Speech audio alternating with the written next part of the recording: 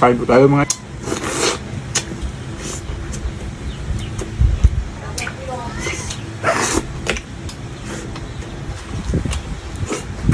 Luto muna tayo ng seafoods, mga idol. Turuan ko po kayo kung paano magluto ng seafoods. Simple lang po ako magluto ng seafoods. Sa mga hindi lang po marunong magluto dyan, nood lang po kayo palagi dito. Kasi marami kayong matutunan dito sa akin niluluto. Yung inuna ko nga palang ginayat yan ay yung mais na 3 piraso. Ginayat ko lang ng ganyan kalaki. Paki-comment naman yan mga idol kung saan na nakaabot yung ating video. At paki-comment naman yan kung nakaluto na kayo nito. At paki-comment naman yan kung masarap ba o hindi. Masarap at sa hindi, ako lang naman ang kakain. Linagyan ko nga pala ng ice yung ating alimango para hindi mawala yung kanyang sipit sa kanyang katawan. Kasi pag hindi mo po linagyan ng ice yan at saka linagay mo sa mainit na tubig, yung kanyang mga sipit mga idol ay nagaburulag. Kinapaantos ako ka Tagalog, mabudlay tagahinambal ka Tagalog kung hindi tat imong lingwaya Tagalog. Maayo kung direto sa Ilonggo kung mga Bisaya kay gatinagasak lang ang aton nga voiceover ba. Nilagay ko na nga pala yung ating alimango sa mainit na tubig. Oh, tingnan niyo po mga idol, hindi po nakuha yung kanyang sipit. At saka isunod ko na naman yung ating pasayan. Naglagay lang muna ako ng asin at saka linagay ko na yung ating pasayan. At saka pagkalipas ng mga 1 minutes lang naking pinakuluan yung ating pasayan kasi hindi naman masarap yung pasayan pag na overcook. Pag na overcook yung pasayan mga idol ay yung kanyang balat ay nagdidikit sa kanyang katawan. At saka linagay ko na yung ating tahong. Lahat ng luto ko nito mga idol ay pinakuluan ko muna para mabilis tayo sa pagluluto mamaya. Pag nagagisa na tayo ng ating bawang, kinuha ko lang muna yan. Yung sabaw nga mga idol, itapon ko na yan. Hindi na natin mapakinabangan yan. At naglagay lang ako ng kunting oil. At saka sinabay ko na yung ating buttered. Pwede naman mga idol na hindi ka na maglagay ng oil. Butter lang po yung ilagay nyo. Okay na yan. At ito na nga yung ating bawang. Hindi na po naglagay ng sibuyas. Bawang lang yung ating igisa. Igisa lang po natin na hanggang lumabas yung kanyang aroma na parang medyo masunog-sunog bla sa mga idol. At pag naamoy nyo na parang mabango na yung ating garlic, okay na yan. Naglagay lang po ako ng 2 pirasong oyster sauce. Panuorin yung mabuti mga idol kung ano yung pinaglalagay ko. At saka naglagay lang ako ng paminta. At saka ilagay ko na yung ating kagang. Alimango bla mga idol. Linagyan ko ng sili.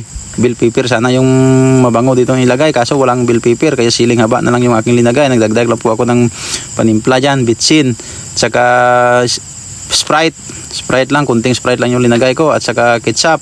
Yung paprika powder sana yung ilagay ko mga idol kaso wala man akong paprika powder kaya ketchup na lang yung aking linagay. At saka nagdagdag ako ng asin at saka linagay ko na yung ating pasayan at saka sinunod ko na yung ating tahong.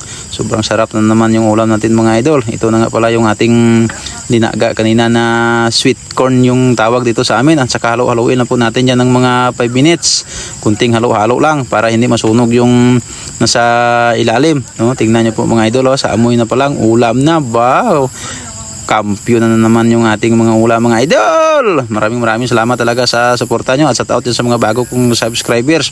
Maraming salamat talaga sa walang sawang pagsuporta nyo sa akin at sa taot po dyan sa inyong lahat. Paki-comment naman po mga idol kung saan na nakaabot yung ating video para malaman ko. At luto na po yan mga idol, kain na po tayo. Kain tayo mga idol. Luto na yung seafoods overload natin. Sarap yung mga idol.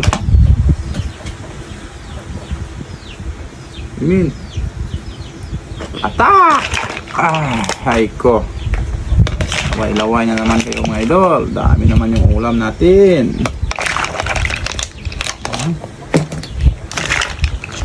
Ubusin ko to mga idol.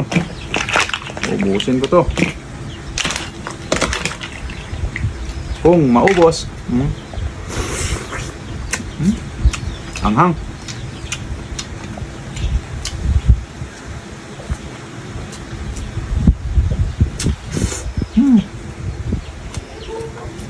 Yung malaki kasi walang aligi to.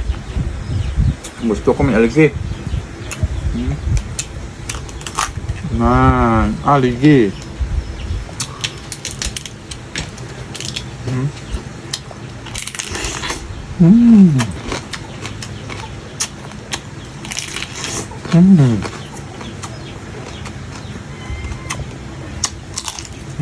Grabe, sarap.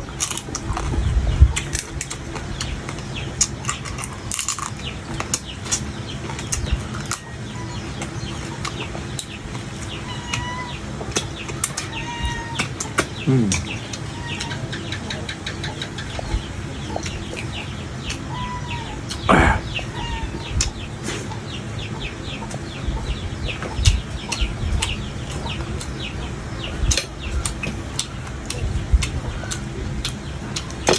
Kain po tayo mga idol. Sobrang sarap ulam natin.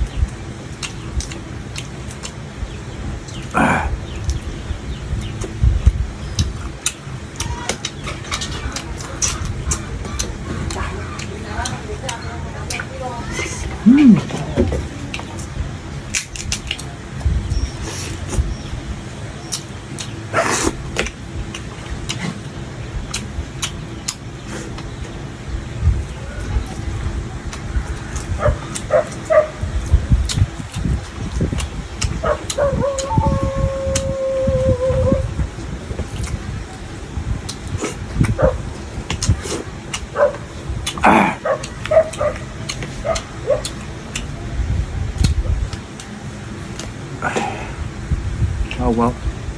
Kampiyon nila mo. Grabe. Ang taba.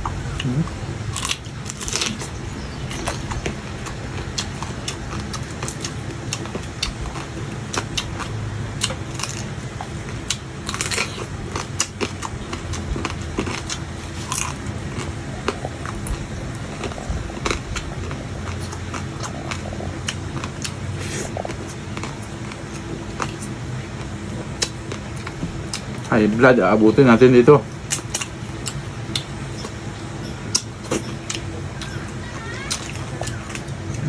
Original.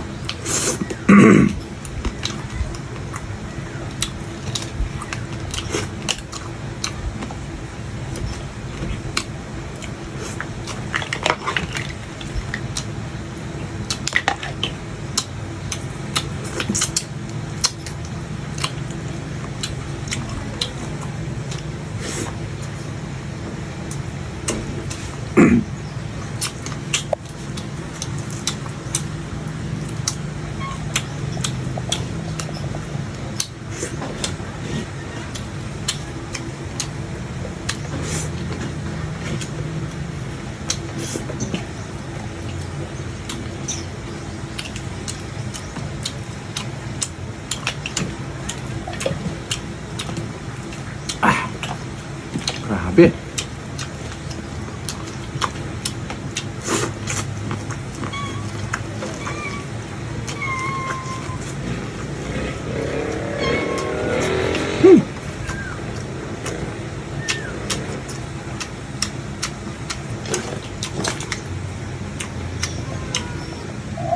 Hindi maubos mga idol, sobrang dami.